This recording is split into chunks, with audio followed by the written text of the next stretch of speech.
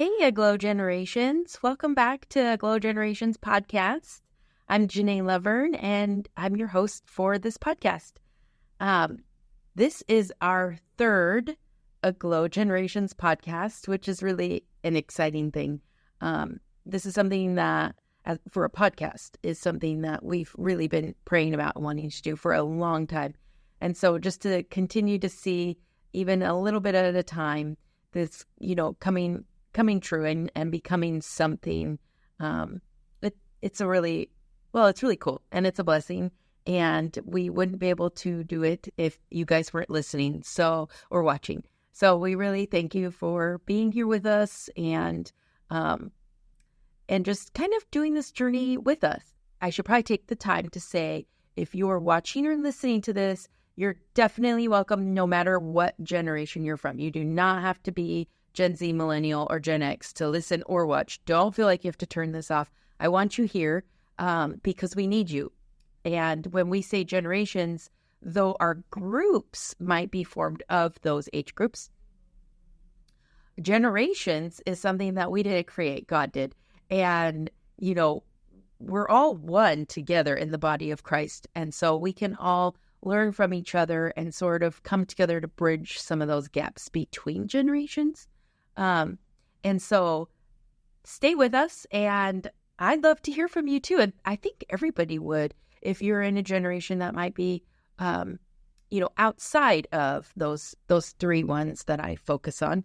I would love to hear from you too, because, there's a lot that you guys also know from your experience in living in the world and living, not of the world, but in it as Christians. And we need your advice. We want it. And I don't say that just to sound good on a podcast. I literally mean it. Me personally and those in my generation, the ones younger that are in my daughter's generation, we all need to know or to learn from you and to get to know you and build some of those bonds with each other.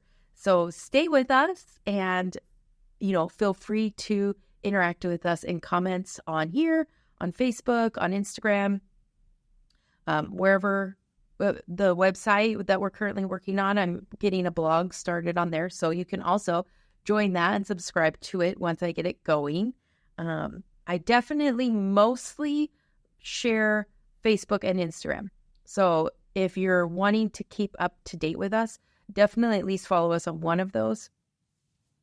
And also the podcast. So some of the things that I've been learning and just from my own experience, I was really surprised, you guys. As I said, I'm a mom of a Gen Zer, but just because you know one or two or 5 or 10 doesn't mean that you know all of them.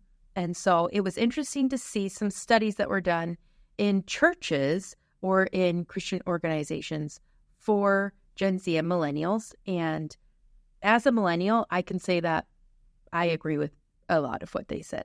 So I just thought I would share that with you, because if you have emailed me and you are looking to, get a group started, or you're wanting to know, I think I've had 3 or 4 emails that have been from people that said, I'm not a generations age person, but I belong to a lighthouse in a glow or an area team. And we really want younger people to join us, and we just don't know what to do anymore to try and get them engaged in a glow or to even know about a glow. A glow is in its 57th year. So many of our regular, long-standing members have been here for a while. And like me, I share in this feeling. We don't want a glow to be something that ages out, as some online articles have said about churches or ministries. And I really strongly feel that is not the plan that the Lord has for a glow either. But we do need to come together and talk about some of these things that the church is seeing in general, and that Christian ministries or organizations are seeing when it comes to Gen Z and Millennials. So this might be a longer podcast. If so, I hope that you stay with me, but I'll do my best to keep it short. So first of all, interestingly, around this same time last year, Asbury University it experienced an amazing revival. We probably all saw it on the news and, maybe talked about it in your church or in your small groups or just in your day-to-day life. I know we definitely talked about it in the office here and were, so excited for what God was doing in that place. And I have friends who even traveled there and went. And so I read this stat and I thought it was really interesting. And it said the authenticity that fueled Asbury, the heartbroken confession, the sincere worship, the heartfelt prayer, the brokenness before God may be exactly what the next generation is longing for. And I can definitely attest to that. I know that one of the things that I personally have experienced is just really wanting to come in an authentic way before God and know God in that way. I went to a Christian university, but before I went to a Christian university, I had some wilderness years. I laugh at it wasn't funny, but I definitely had some wilderness years in my early 20s. And I rededicated my life to the Lord and ended up really feeling called into ministry at that time. And I would love to share my testimony someday with all of you. But for now, to keep it short, I'll just say that when I was at Northwest University, it's the school I went to here in Washington State. And when I was there, I remember I had rededicated my life to the Lord, but I also didn't really feel like I knew God. Lots of people would talk to me about their relationship with God and how they knew him or they had experienced some of these things that brought them close to the Lord. And though I had grew up in church, and I grew up in a wonderful church, I didn't really know exactly what they were talking about. I felt like I understood what they were saying, but I didn't know inside. And, I didn't have the experiences to kind of back up what I thought in my head. And I remember sitting in chapel in one of my first weeks of school, and the campus pastor at the time, he gave a message. And before I went into chapel, I had just been really wrestling with God. Like, maybe I'm just, confused, or maybe I'm thinking this should be something that it's not, or that I'm thinking it's not something that it should be, or all of those feelings. And I just asked the Lord, I have all these questions and I don't know any of the answers. And I want to know you the way that people talk about knowing you. And I just really came to the Lord that day. It was during worship, and I just felt so broken, and not broken because I was ashamed of my past. There was a little bit of that, but broken in that I could see with my eyes the witness of those around me, of their witness to their relationship with the Lord. And I wanted that. So in a way, it was a brokenness in that I didn't feel whole in my relationship with God.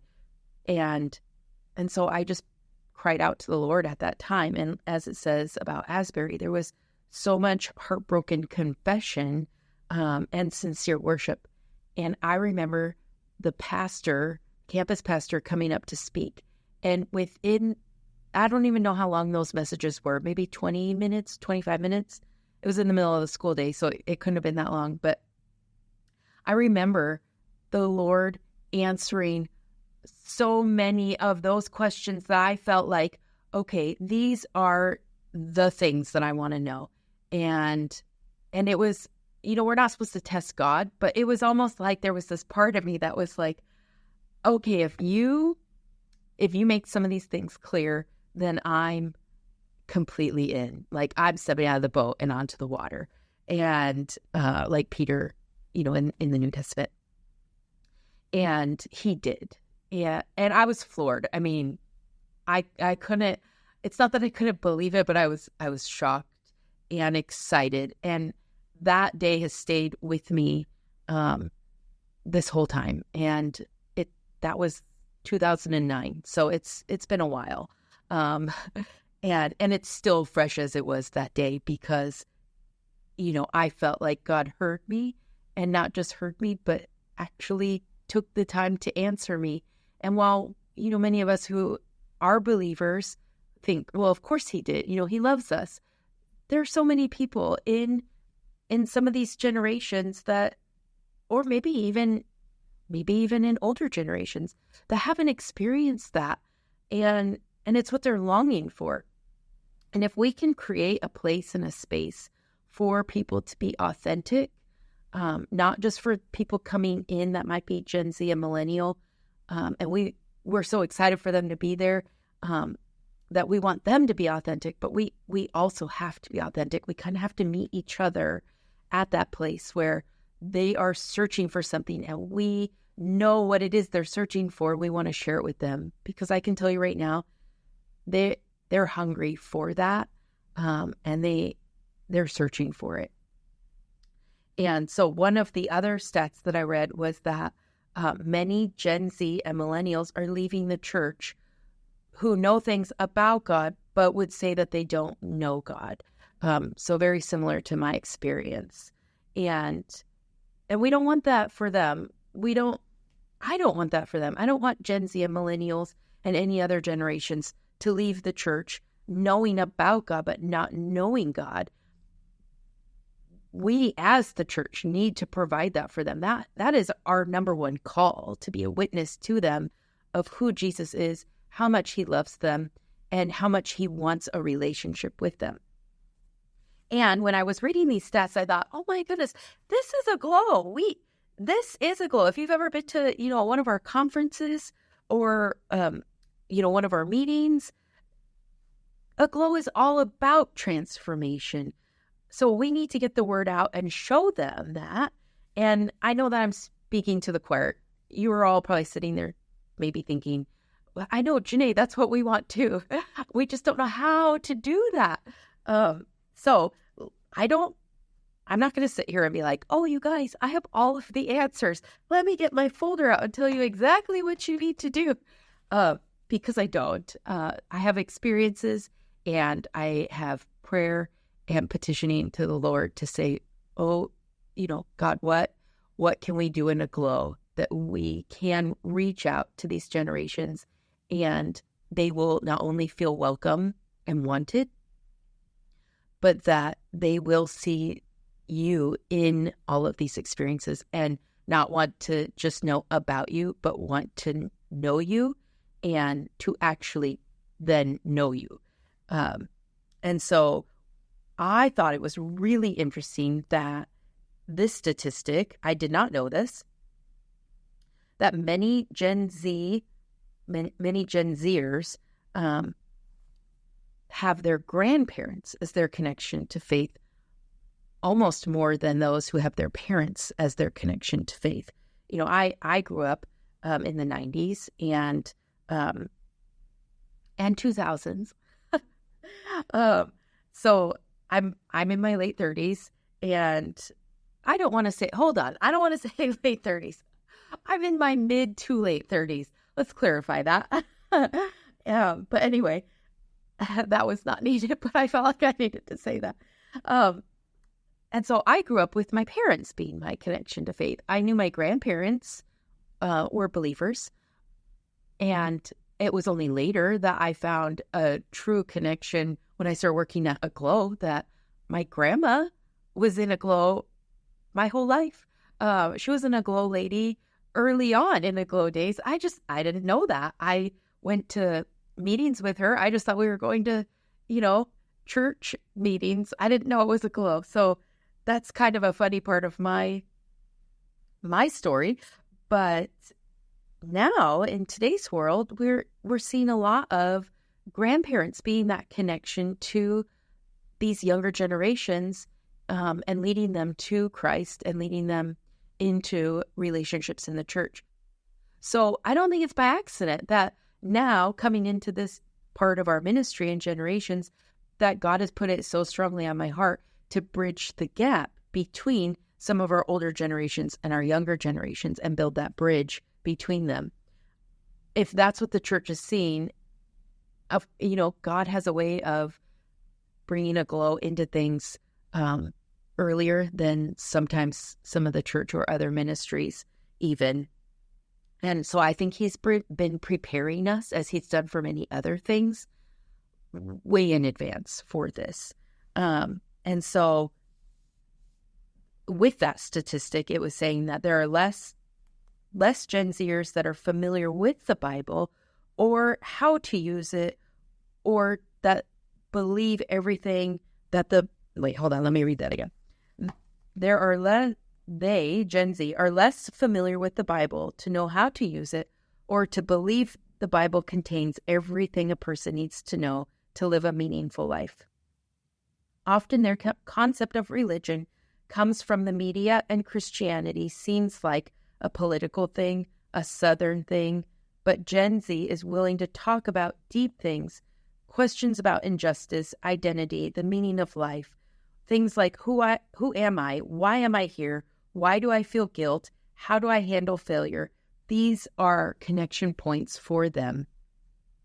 And some of these stats, I feel like maybe some of us already know, maybe some of us don't. And it's important to, before stepping into the question of what does my group do to reach these people, that we understand what some of these generations are looking for. And I can say, being a millennial, that these are definitely the questions that I had before when I started in college. I knew in my own experience, as I mentioned, that I had a call on my life. But I already knew I had a call on my life from earlier in my testimony, which, of course, I don't have time, like I said, to share the whole thing. But God put a call on my life when I was 17 years old on a missions trip. And it was one of those moments where I don't know that I audibly heard God, but it was pretty darn close. So it might have just been that, I don't know how to describe it. Maybe it was audible.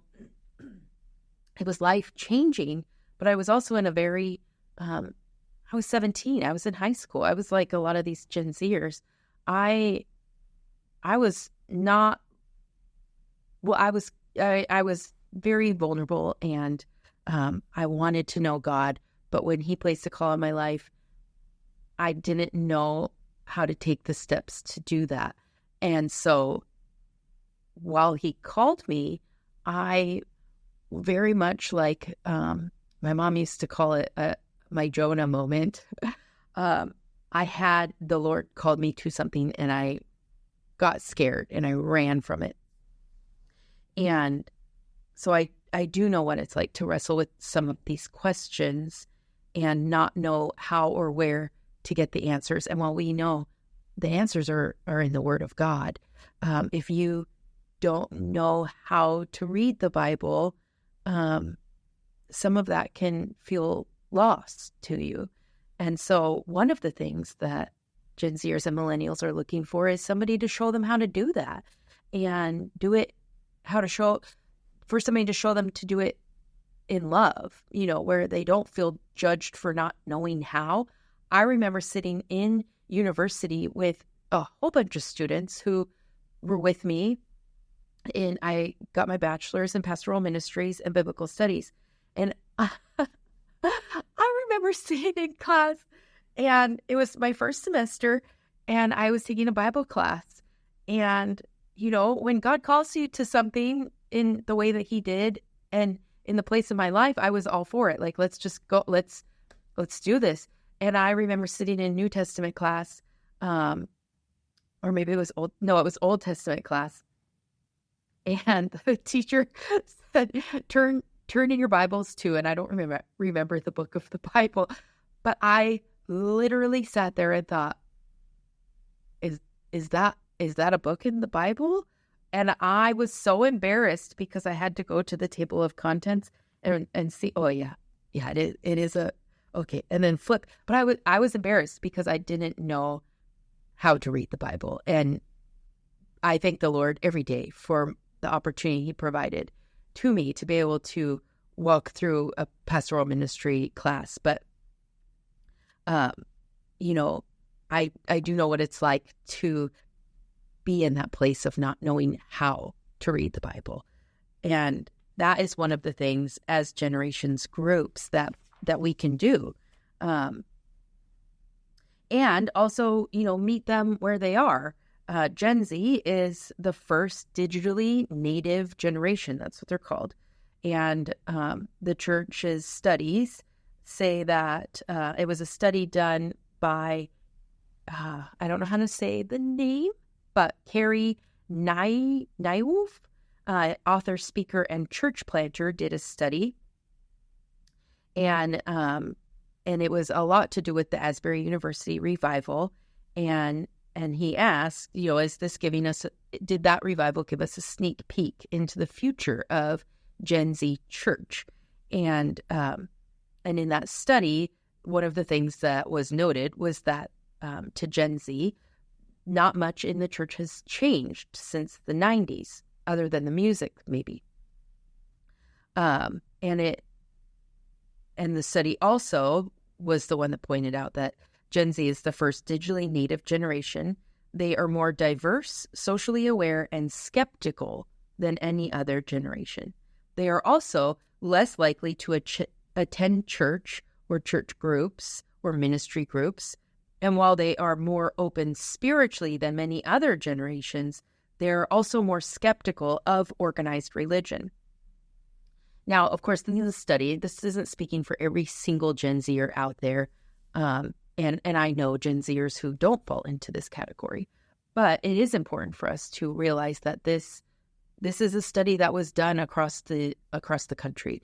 And it was, it is telling, and it's something that we need to keep in mind. So just some things to keep in mind. And this podcast is not meant to answer every single question or give every single answer. As I said, I'm not putting this out there like I know exactly what is needed in every single group across the nation and the world, because I don't. I've really stepped into this role following Jesus, and it's a daily commitment on my part to say, okay, Lord, what now? Where next? Take my hand and lead me, because I know that you've equipped me for this task, and I know that you've put in me everything that's needed, or you wouldn't have called me. But I also, in full vulnerability, sometimes I'm like, and I said this in one of my other podcasts, I have no idea what I'm doing. And then he's always there to remind me, yes, you do. But sometimes I'm like, no, I really don't. So we're kind of on this journey together. And in a way, God's put me in this position maybe because I am a millennial. And I have a daughter who's a Gen Zer. So I do have experience. But I'm also hoping to, in the crossing the bridge sort of concept, meet you guys on that bridge, and because you guys are in lighthouses and you're in area teams and you're out in the field, and I work in headquarters. So we have very different perceptions of what some of this is. And so I can learn from you just as much as hopefully you'll learn from me. Hopefully you learn something from me. But, and if not, hopefully this is just completely entertaining to you and you join our podcasts because, for entertainment reasons. Okay, I'm getting totally off track. Okay, so let's see. Okay, so this is an article that was in the Gospel Coalition, and it said that there was a group. It was a nonprofit ministry group. No, it was a nonprofit group. It was not even Christian, that wanted to reach out to younger people. So while it wasn't, hold on, no, it was a Christian nonprofit, but they created an event at a university for freshman college students to socialize. And the event wasn't Christian focused. It didn't have any marketing or anything that was, it's a Christian event. It was just an event put on by this Christian group for students to be able to socialize. And it opened the door to more than Christian conversations, but it was well received, and kids came to hang out and leave with an invitation to lunch or coffee with some of the people in this nonprofit ministry. And the Gen Z and Millennials loved it, and they were able to make connections with people in the ministry and ultimately have these Christian conversations and grow in this ministry. But it didn't start that way. It was simply just a way for them to reach out and provide an opportunity for students at the school to interact with one another. And one thing that I can say for my generation, which I don't think is a secret because it's all over social media, is that we and my daughter's generation love connecting over coffee. I will always respond to an invitation for coffee. And I don't mean just, I don't need somebody to buy my coffee. I will just go to have coffee with people because it's kind of the thing in our culture where we do interact with each other. I'm not sure what it is about a cup of coffee making us feel more comfortable, but as an introverted extrovert, I could tell you that sometimes just having a cup of coffee in my hand gives a sense of security and makes me feel like I can have conversations that maybe without that, tangible, lovable drink, maybe I would feel more insecure or uncomfortable. And so if you run into me at conference, confession time, I usually have a cup of coffee in my hand because while I am an extroverted person, I tend to be introverted in new social circumstances. And there is something about this that makes me feel comfortable. Maybe there's like a scientific explanation for that. I don't know, but it's true. And so anyway, I don't want to make this too long. I think we're already at the 40-minute mark. So maybe there will be a part 2 to this because I still have more notes to share. So that's what we'll do. We'll come back and we'll do a part 2 next week where we talk more about some of the ideas that we can do to bring generations age people in. So I don't want to give any spoilers, but I do have like 3 pages of ideas. Some good, some maybe not good, but they're on the paper nonetheless. So we'll talk about them. All right. Well, you guys have a wonderful week. And if this is posted today, have a great weekend.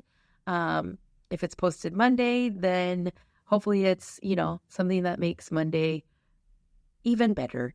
So I love you all and am praying for you and am just hoping that the Lord makes himself known to you in this weekend or week. And I'll talk to you guys later.